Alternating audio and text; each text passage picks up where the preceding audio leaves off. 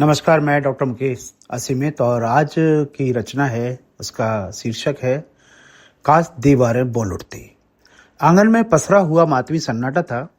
बरामदे के बीचों बीच माँ का पार्थिव शरीर सफेद चादर में लिपटा पड़ा था और उसके पास ही बैठा हुआ आदमी, शहर का सबसे धनी, सबसे चर्चित इंसान, बेसुध सा विलाप कर रहा था। यह वही आदमी था जिसकी अमीरी, ऐशो आराम और शानो शौकत के किस्से पूरे शहर में मशहूर थे। लोग उसे उसकी रहमदिली और दरिया दिली के लिए भी जानते थे। कितनी बार मोहल्ले वालों ने देखा था कि वह दूसरों के दुख सुख में शामिल होता, किसी की पीड़ा को सहलाता, किसी के आंसुओं को ढांढस बंधा था। लेकिन आज अपनी माँ के बिछुड़ जाने की इस अप्रत्याशित विपदा में वही आदमी इतना बेसुध और लाचार दिख रहा था कि उसके आंसू थमने का नाम ही नहीं ले रहे थे। उसके रोने की आवाज पूरे मोहल्ले में गूंज उठी।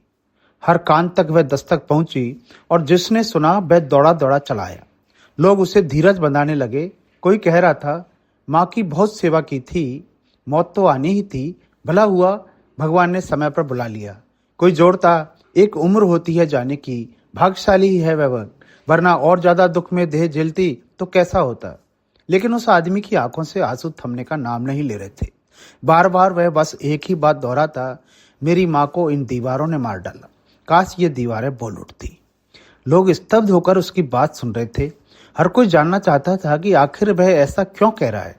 उसकी टूटी फूटी आवाज में दबी हुई कथा बाहर आने लगी।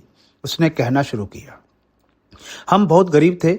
माँ कई घरों में कपड़े धोती थी, बर्तन मांजती थी और रात को थकी हारी घर लौटती थी। हम 4 भाई बहन और माँ बाप सब एक ही कमरे में सिमटे रहते थे। माँ अगर रात को करवट भी लेती थी तो हम सब जाग जाते थे। हर कोई एक दूसरे का ख्याल रखता था, यहाँ तक कि मौन आवाजें भी हम सुन लेते थे। वह यादों में खोते खोते कहने लगा, माँ की मेहनत और आशीर्वाद से हम सब पढ़े लिखे बड़े हुए और आज सब अपनी अपनी जगह पर है। माँ ने अपनी पूरी जिंदगी अभावों में गुजार दी। मेरी बस एक ही ख्वाहिश थी कि बुढ़ापे में उनके जीवन की सुख सुविधाओं से भर दूं।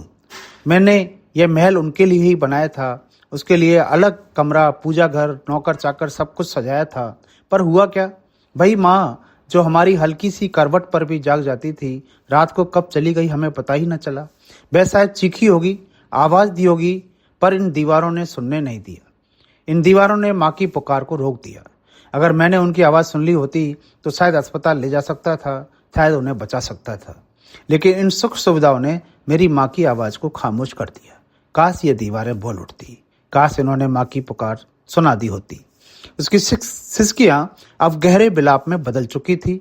लोग निशब्द खड़े थे, किसी के पास कोई जवाब नहीं था। महल की ऊंची ऊंची दीवारें खामोशी से उस बेटे के आंसू देख रही थी।